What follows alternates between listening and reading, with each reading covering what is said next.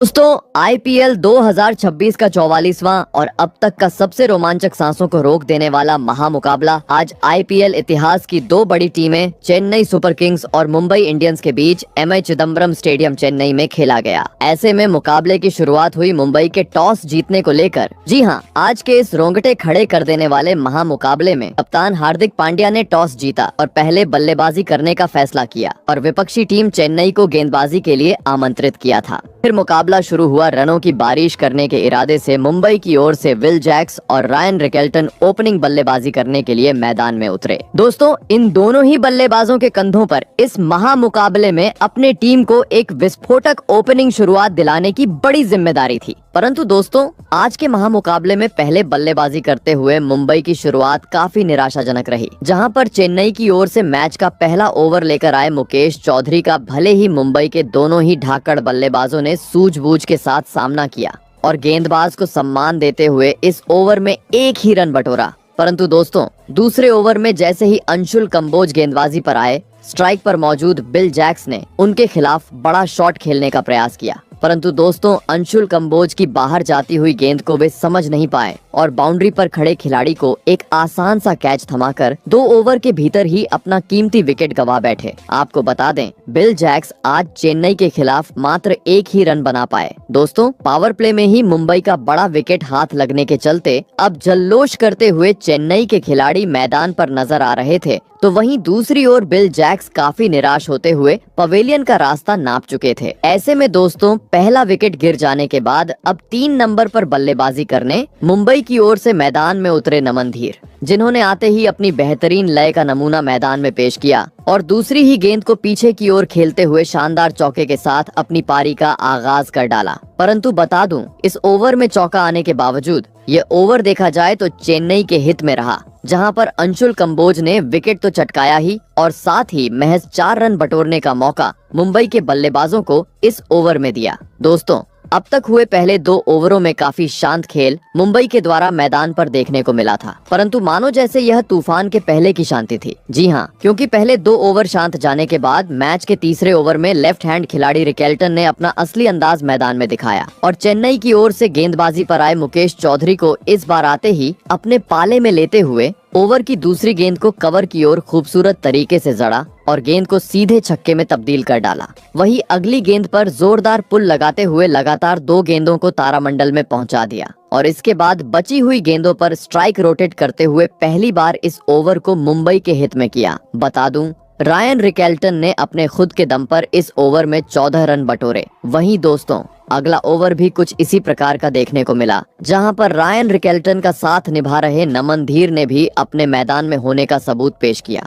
और चेन्नई की ओर से गेंदबाजी पर आए अंशुल कंबोज के खिलाफ ओवर की दूसरी गेंद पर ऑफ साइड की ओर अपने बल्ले को मोड़ा और एक चमचमाता अपनी पारी का पहला छक्का दर्शकों के बीच भेज दिया लगने लगा। ओवर की दूसरी गेंद पर छक्का आने के चलते अब ये ओवर एक बार फिर मुंबई के लिए बड़ा साबित होगा। परंतु दोस्तों, इसके बाद गेंदबाजी पर मौजूद अंशुल कंबोज ने अपनी लाइन और लेंथ में बदलाव किया और इसके बाद बची हुई गेंदों पर महज 2 रन बटोरने का मौका मुंबई के बल्लेबाजों को दिया और इसी के साथ पहले पावर प्ले के 4 ओवरों का खेल भी पूरी तरीके से समाप्त हो गया। दोस्तों, देखा जाए तो अब तक हुए पहले 4 ओवरों में चेन्नई के गेंदबाजों का बोलबाला इस पावर प्ले में देखने को मिला था। जी हां, क्योंकि अब तक मुंबई की टीम महज 29 रन स्कोर बोर्ड पर लगाने में सफल हो पाई थी। ऐसे में एक सम्मानजनक स्कोर पावर प्ले में खड़ा करना था, तो अब पावर प्ले के बचे हुए अंतिम 2 ओवरों में चौको छक्कों में डील करना आवश्यक था और दोस्तों, ऐसा ही कुछ देखने को मिला। मैच के 5वें ओवर में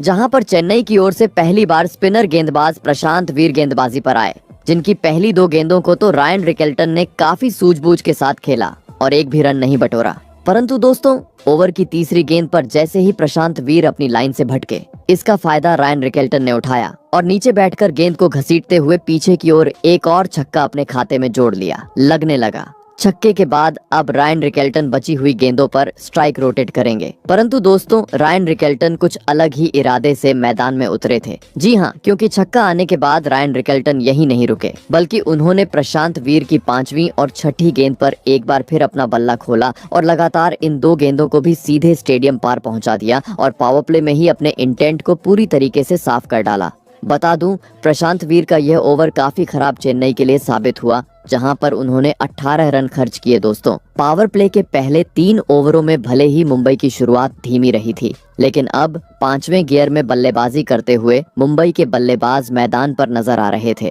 जी हां, क्योंकि प्रशांत वीर को धोने के बाद मैच के अगले ओवर में उनके साथ निभा रहे नमन धीर ने भी अपना रौद्र रूप अपनाया और पावर प्ले का आखिरी ओवर लेकर आए। चेन्नई के तेज गेंदबाज अंशुल कंबोज के खिलाफ बेहतरीन तरीके से कलाइयों का इस्तेमाल करते हुए 90 मीटर का एक जादुई छक्का सीमा रेखा के पार पहुंचा दिया और पावर प्ले के 6 ओवरों का खेल खत्म होने तक टीम को 57 रनों तक पहुंचा डाला। दोस्तों, देखा जाए तो पहले 2 ओवरों के भीतर बड़ा विकेट गंवाने के बावजूद अब जैसी चाहिए वैसी एक धुआंधार शुरुआत मुंबई के बल्लेबाजों ने अब टीम को दिला दी थी। लेकिन चेन्नई जैसी बड़ी टीम के सामने विशाल लक्ष्य खड़ा करना था, तो मैदान में मौजूद रायन रिकेल्टन और नमन धीर को अपनी इसी लय को बरकरार रखते हुए पावर प्ले के बाद भी तेज गति से टीम को आगे ले जाना जरूरी था। परंतु दोस्तों, ऐसा कुछ मुंबई के बल्लेबाजों की ओर से देखने को मिले उससे पहले ही चेन्नई के कप्तान ऋतुराज गायकवाड़ ने चालाकी की और पावर प्ले के बाद अगला यानी मैच का 7वां ओवर नूर अहमद को करने दिया।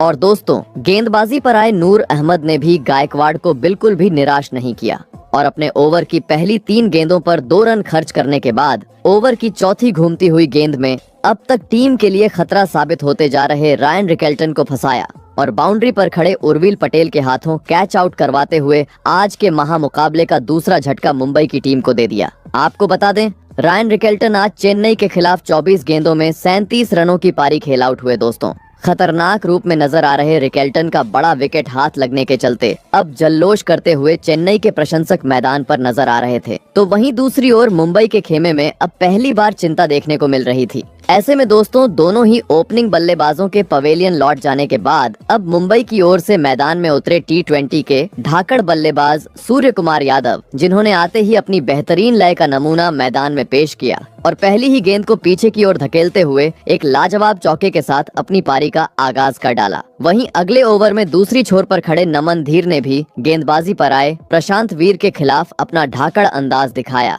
और कवर की ओर बल्ले को मोड़ते हुए एक उड़ता हुआ चौका अपने खाते में जोड़ लिया। परंतु दोस्तों, देखा जाए तो अब विकेट गिरने का दबाव साफ तरीके से मुंबई की टीम पर देखने को मिल रहा था। जी हां, क्योंकि इसके बाद अगले यानी मैच के 9वें ओवर में रामाकृष्णन घोष के खिलाफ भी एक चौका मुंबई की ओर से देखने को मिला। लेकिन चौका आने के बावजूद किसी भी ओवर को मुंबई के बल्लेबाज बड़ा बनाने में सफल नहीं हो पा रहे थे और 6 गेंदें होने तक महज कभी 7 तो कभी 8 ही रन स्कोर बोर्ड पर जोड़ने में कामयाब हो रहे थे, जिसके कारण रन आने के बावजूद अब दबाव मुंबई की टीम पर बढ़ता जा रहा था। परंतु दोस्तों, प्रेशर हावी हो उससे पहले ही मैच के 10वें ओवर में स्ट्राइक पर मौजूद सूर्य कुमार यादव ने अपना ताबड़तोड़ अंदाज दिखाया और गेंदबाजी पर आए प्रशांत वीर के खिलाफ पहले ओवर की दूसरी गेंद पर बेहतरीन कट लगाते हुए गेंद को चौके में तब्दील कर डाला। तो वहीं इसके बाद अगली गेंद पर सामने की ओर अपने बल्ले को मोड़ते हुए चमचमाता हुआ छक्का सीधे दर्शक दीर्घा में पहुंचा दिया और एक बार फिर चेन्नई के प्रशंसकों को झूमने का मौका दिया। और दोस्तों, कहते हैं ना कि खरबूजे को देखकर खरबूजा रंग बदलता है,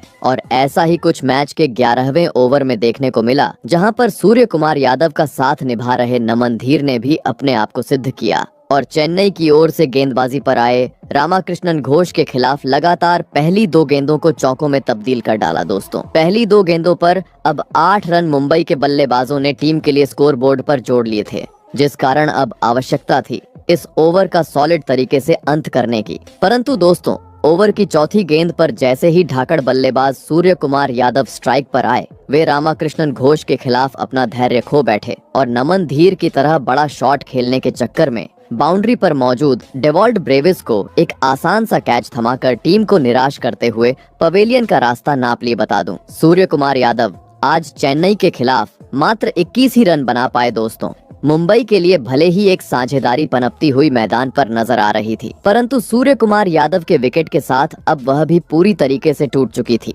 जिस कारण अब एक तरफ जहां चेन्नई के प्रशंसक झूमते हुए नजर आ रहे थे, तो वहीं दूसरी ओर मुंबई के प्रशंसकों में अब सन्नाटा छा चुका था। ऐसे में दोस्तों 3 बड़े बल्लेबाजों के पवेलियन लौट जाने के बाद अब मुंबई की ओर से मैदान में उतरे लेफ्ट हैंड खिलाड़ी तिलक वर्मा बता दूं, रामाकृष्णन घोष का यह ओवर नपा तुल्ला रहा, जहां पर उन्होंने विकेट चटकाते हुए 9 रन खर्च किए। वही दोस्तों अगला ओवर भी कुछ इसी प्रकार से देखने को मिला, जहां पर गेंदबाजी पर आए जेमी ओवर्टन के खिलाफ मुंबई के बल्लेबाजों ने बड़ा शॉट खेलने का प्रयास किया, लेकिन कभी इन स्विंग तो कभी आउट स्विंग गेंदों को ज्यादा कुछ मुंबई के बल्लेबाज समझ नहीं पाए और इस ओवर में भी महज 3 ही रन बटोरने में सफल हुए। इसके चलते दोस्तों अगले ओवर में दोनों ही मुंबई के बल्लेबाजों ने बड़े शॉट्स खेलने का प्रयास किया, परंतु दोस्तों चेन्नई की ओर से गेंदबाजी पर आए नूर अहमद के खिलाफ पहली 4 गेंदों पर वे एक बार फिर काफी संघर्ष करते हुए नजर आए और महज 1 ही रन बटोर पाए, जिस कारण ओवर की 5वीं गेंद पर स्ट्राइक पर मौजूद तिलक वर्मा तिलमिला गए और बड़ा शॉट खेलने चले गए, परंतु नूर अहमद की गुगली को वे समझ नहीं पाए और पास ही खड़े खिलाड़ी ऋतुराज गायकवाड़ को एक आसान सा कैच थमाकर सस्ते में पवेलियन का रास्ता नाप लिए। बता दूं, तिलक वर्मा आज टीम के लिए मात्र 5 रन ही जोड़ पाए। दोस्तों चेन्नई की घातक गेंदबाजी के सामने अब समय के साथ मुंबई की टीम इस मुकाबले में पिछड़ती हुई नजर आने लगी थी। जी हाँ, क्योंकि पिछले कुछ ओवरों से रन गति धीमी हुई थी और साथ ही इस दौरान 2 बड़े बल्लेबाजों को भी मुंबई की टीम अपने गंवा चुकी थी, जिसके कारण देखा जाए तो चेन्नई की टीम का बोलबाला अब मैदान पर नजर आ रहा था। ऐसे में दोस्तों अब इस संकट की घड़ी में मुंबई की ओर से मैदान में उतरे खुद कप्तान हार्दिक पांड्या। बता दूं, नूर अहमद का यह ओवर काफी शानदार चेन्नई के लिए साबित हुआ, जहां उन्होंने विकेट तो चटकाया ही और साथ ही 4 ही रन बनाने का मौका मुंबई की टीम को दिया। साथ ही दोस्तों अगला यानी मैच का 14वां ओवर भी काफी खराब मुंबई के लिए साबित हुआ, जहां एक बार फिर जेमी ओवर्टन ने अपनी तेज रफ्तार गेंदबाजी में दोनों ही मुंबई के बल्लेबाजों को उलझा के रखा और इस ओवर में भी महज स्ट्राइक रोटेट करने का मौका दिया। दोस्तों हर एक धीमा ओवर देखा जाए तो अब मुंबई के लिए परेशानियां खड़ी करता जा रहा था, क्योंकि देखते ही देखते अब एक वक्त 12 के करीब चल रहा रन रेट नीचे गिरते हुए 8 के करीब पहुंच चुका था, जिस कारण टीम की बद से बदतर होती स्थिति को देख अब मुंबई के खेमे में भी टेंशन साफ तरीके से देखने को मिल रहा थी। वही दोस्तों अब महज आखिरी 5 ओवरों का खेल मुंबई की टीम के पास बचा हुआ था। ऐसे में एक विशाल लक्ष्य तक पहुंचना था तो मैदान में मौजूद हार्दिक पांड्या और नमन धीर को अपने खेलने के रवैये में बदलाव करते हुए चौकों छक्कों की बरसात करना आवश्यक था। परंतु दोस्तों तभी अंतिम ओवरों को देख चेन्नई के कप्तान गायकवाड़ ने अपने सबसे बेहतरीन गेंदबाज नूर अहमद को गेंदबाजी आक्रमण पर लगाया और दोस्तों हमेशा की तरह नूर अहमद ने गायकवाड़ को बिल्कुल भी निराश नहीं किया और एक बार फिर अपनी घूमती हुई गेंदों में मैदान में मौजूद मुंबई के बल्लेबाजों को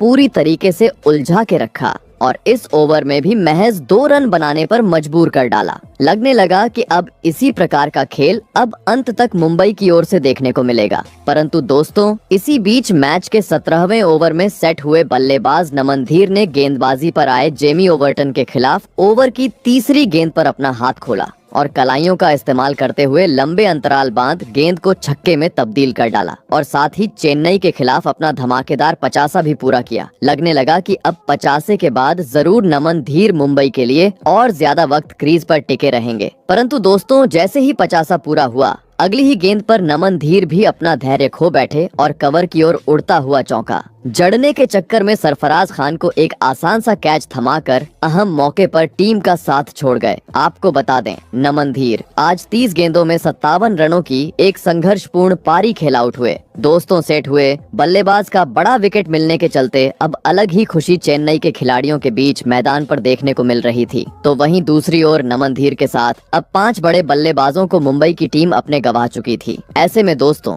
अब अंतिम ओवरों में टीम को संभालने मैदान में उतरे रॉबिन मिन्स, जिन्होंने आते ही अगले ओवर में अंशुल कंबोज के खिलाफ अपना हाथ खोला और कवर की ओर तेज तर्रार प्रहार करते हुए एक बेहतरीन चौके के साथ अपना खाता खोल लिया। परंतु दोस्तों चेन्नई की चल रही तूफानी गेंदबाजी के सामने वे भी इस चौके के बाद मैदान पर ज्यादा वक्त तक नहीं टिक पाए और अगली ही पटकी हुई गेंद पर पीछे की ओर कट लगाने के चक्कर में सीधे क्लीन बोल्ड होते हुए टीम का साथ छोड़ गए। आपको बता दें रॉबिन मिन्स आज मात्र 5 ही रन मुंबई के लिए बना पाए दोस्तों, ताश के पत्तों की तरह अब बिखरती हुई मुंबई की बल्लेबाजी चेन्नई के सामने नजर आ रही थी, क्योंकि देखते ही देखते अब 6 बड़े बल्लेबाज टीम को मझधार में छोड़ चुके थे, जिस कारण अब अंतिम ओवरों में पूरी तरीके से चेन्नई की टीम मुंबई के बल्लेबाजों को जकड़ती हुई नजर आ रही थी। ऐसे में दोस्तों अब हार्दिक पांड्या का साथ निभाने मैदान में उतरे कृष भगत। यहाँ से अगर एक सम्मानजनक स्कोर चेन्नई के सामने खड़ा करना था तो बचे हुए अंतिम 2 ओवरों में बड़े शॉट्स खेलने की पूरी जिम्मेदारी अब हार्दिक पांड्या के कंधों पर आ चुकी थी। परंतु दोस्तों पांड्या भी अपनी जिम्मेदारी को निभाने में पूरी तरह असफल रहे और मैच के अंतिम ओवर में यानी 20वें ओवर में बाउंड्री पर कैच आउट होते हुए 18 रनों की एक खराब पारी खेल पवेलियन लौट गए, जिस कारण लगने लगा अब इसके बाद एक भी बड़ा शॉट मुंबई की ओर से देखने को नहीं मिलेगा। परंतु दोस्तों मैदान में उतरे ट्रेंट बोल्ट ने आते ही अपना हाथ खोला और एक आसमानी छक्का जड़ दिया और 20 ओवर का खेल खत्म होने तक मुंबई को 150 रनों के पार पहुंचा दिया और यह महामुकाबला जीतने के लिए चेन्नई के सामने 160 रनों का विशाल लक्ष्य खड़ा कर डाला। ऐसे में दोस्तों इसके बाद मुंबई से मिले 160 रनों के लक्ष्य का पीछा करने चेन्नई की ओर से संजू सैमसन और ऋतुराज गायकवाड़ बल्लेबाजी करने के लिए मैदान में उतरे। दोस्तों मुंबई ने दिया हुआ लक्ष्य बड़ा था, ऐसे में दोनों ही बल्लेबाजों पर विस्फोटक अंदाज में शुरुआत दिलाने की बड़ी जिम्मेदारी थी और दोस्तों ऐसा ही कुछ लक्ष्य का पीछा करते हुए चेन्नई के बल्लेबाजों के द्वारा देखने को भी मिला। जी हाँ, दरअसल मुंबई की ओर से मैच का पहला ओवर लेकर आए ट्रेंट बोल्ट के खिलाफ पहली 3 गेंदों पर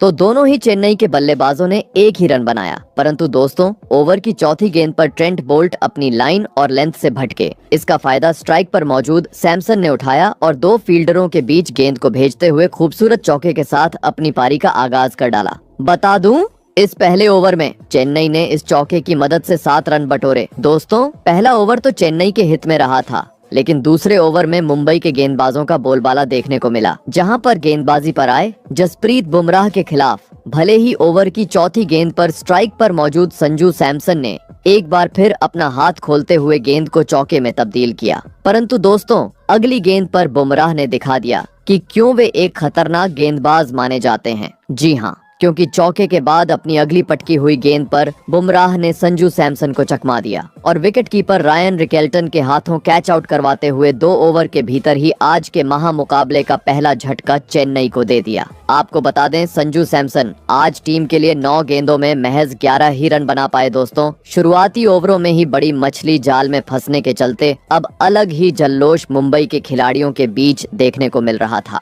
तो वहीं दूसरी ओर संजू जैसे बड़े बल्लेबाज का विकेट गिर जाने के चलते चेन्नई के खेमे में अब सन्नाटा छा चुका था। ऐसे में दोस्तों पहला विकेट गिर जाने के बाद अब चेन्नई की ओर से मैदान में उतरे उर्विल पटेल लग रहा था। विकेट गिर जाने के चलते अब धीमा खेल पावर प्ले में चेन्नई की ओर से देखने को मिलेगा, परंतु दोस्तों विकेट गिरने का दबाव चेन्नई के कप्तान ऋतुराज गायकवाड़ ने खुद पर बिल्कुल नहीं आने दिया और मैच के अगले यानी तीसरे ही ओवर में मैदान में धमाल मचा डाला, जहां पर मुंबई की ओर से गेंदबाजी पर आए ट्रेंट बोल्ट का आते ही स्ट्राइक पर मौजूद आर्थुराज ने स्वागत किया और ओवर की पहली और 5वीं गेंद को सीधे चौके में तब्दील कर डाला। वहीं आखिरी गेंद पर अपनी ताकत का पूरा इस्तेमाल करते हुए गेंद को पीछे की ओर सीधे स्टेडियम पार पहुंचा दिया और पावर प्ले में ही अपने इंटेंट को साफ किया। बता दूं यह ओवर मुंबई के लिए काफी महंगा साबित हुआ, जहां पर ट्रेंट बोल्ट ने करीबन 17 रन लुटाए। और दोस्तों कहते हैं ना कि खरबूजे को देखकर खरबूजा रंग बदलता है, और ऐसा ही कुछ अगले ओवर में ऋतुराज का साथ निभा रहे उर्विल पटेल की ओर से देखने को मिला,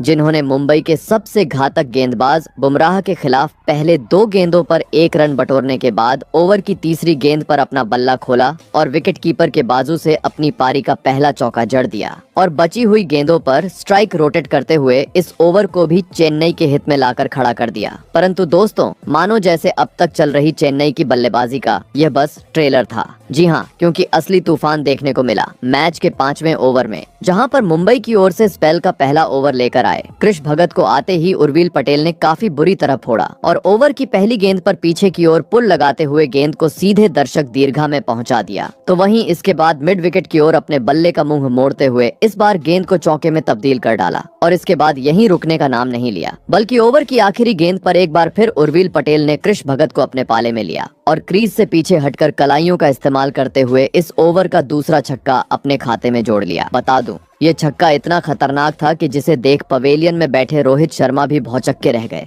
परंतु दोस्तों अब पावर प्ले का महज आखिरी ओवर का खेल चेन्नई के पास शेष था। ऐसे में एक सम्मानजनक स्कोर पावर प्ले में खड़ा करना था, तो इस आखिरी ओवर को अपने हित में करना किसी भी हाल में चेन्नई के लिए जरूरी था। और दोस्तों ऐसा ही कुछ पहली 3 गेंदों पर देखने को भी मिला, जहां पर मुंबई की ओर से गेंदबाजी पर आए अल्लाह गजनफर के खिलाफ भले ही ओवर की दूसरी गेंद पर चेन्नई के कप्तान गायकवाड़ ने अपनी बेहतरीन लय का नमूना पेश किया और नीचे बैठकर पीछे की ओर गेंद को छक्के में तब्दील किया, परंतु ओवर की चौथी गेंद पर जैसे ही उर्विल पटेल स्ट्राइक पर आए, वे अल्लाह गजनफर की घूमती हुई गेंद में चकमा खा गए और सीधे क्लीन बोल्ड होते हुए अपना कीमती विकेट गंवा बैठे। आपको बता दें, उर्विल पटेल 12 गेंदों में 24 रनों की पारी खेल आउट हुए और इसके साथ दूसरा झटका भी अब चेन्नई की टीम को लग गया। ऐसे में दोस्तों 2 बड़े बल्लेबाजों के पवेलियन लौट जाने के बाद अब चेन्नई की ओर से मैदान में उतरे इम्पैक्ट प्लेयर के रूप में कार्तिक शर्मा, और इसी के साथ ही 6 ओवरों का खेल भी यहीं समाप्त हो गया। बता दूं, 6 ओवरों का खेल खत्म होने तक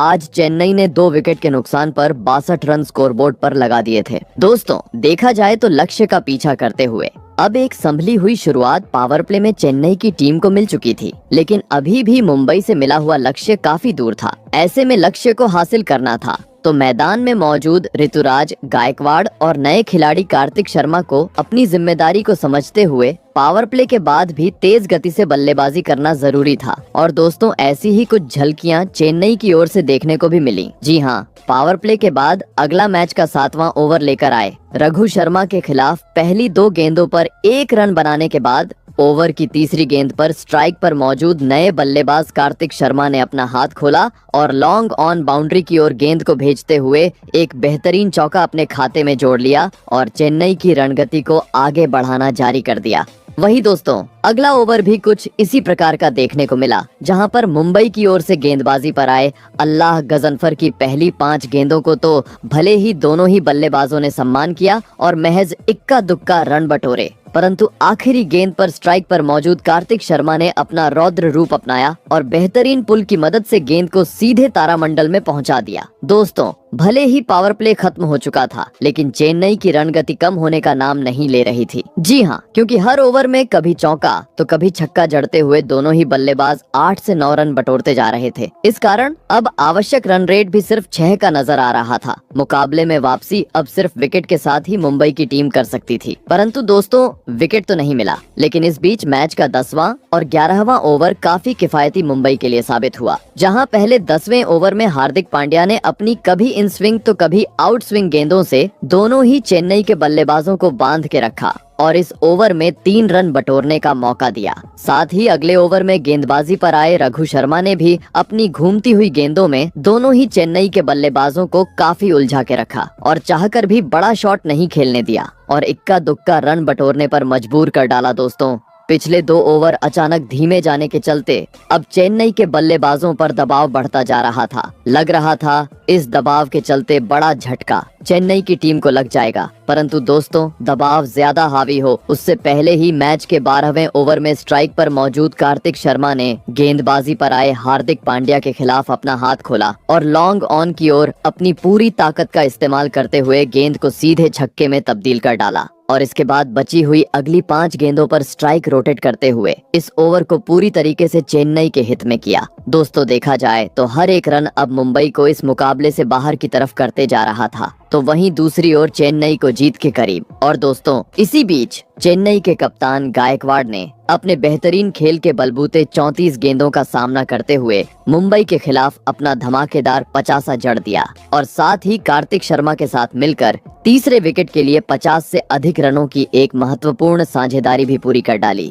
और दोस्तों जैसे ही 50 पूरा हुआ, मैच के अगले ओवर में बुमराह के खिलाफ ऋतुराज गायकवाड़ ने अपना रौद्र रूप अपनाया और ओवर की दूसरी पटकी हुई गेंद को उसके सही अंजाम यानी सीधे चौके में तब्दील कर डाला और तेज गति से चेन्नई को जीत की ओर बढ़ाना जारी कर दिया। वही दोस्तों अब मुकाबला भी अपने अंतिम चरण की ओर बढ़ चुका था, जहां पर अब चेन्नई को जीत के लिए आखिरी 30 गेंदों पर 31 रनों की आवश्यकता थी। फिर यहां मैच का 16वां ओवर लेकर आए मुंबई की ओर से ट्रेंट बोल्ट। परंतु दोस्तों, जैसे ही ट्रेंट बोल्ट गेंदबाजी पर आए, 50 पूरा कर चुके गायकवाड़ ने अपना हाथ खोला और मिड विकेट की ओर बल्ले को मोड़ते हुए एक खूबसूरत चौका जड़ दिया। परंतु दोस्तों, असली मजा देखने को मिला 17वें ओवर में, जहां पर युवा बल्लेबाज कार्तिक शर्मा ने मैदान में धमाल मचा डाला और गेंदबाजी पर आए अल्लाह गजनफर के खिलाफ ओवर की पहली गेंद पर पहले कवर्स की ओर गेंद को चौके में तब्दील कर डाला। तो इसके बाद ओवर की तीसरी गेंद पर कदमों का इस्तेमाल किया और इस बार गेंद को सीधे स्टेडियम पार पहुंचा दिया। बता दूं, पहली 4 गेंदों पर चौका और छक्का आने के बाद कार्तिक शर्मा यहीं नहीं रुके,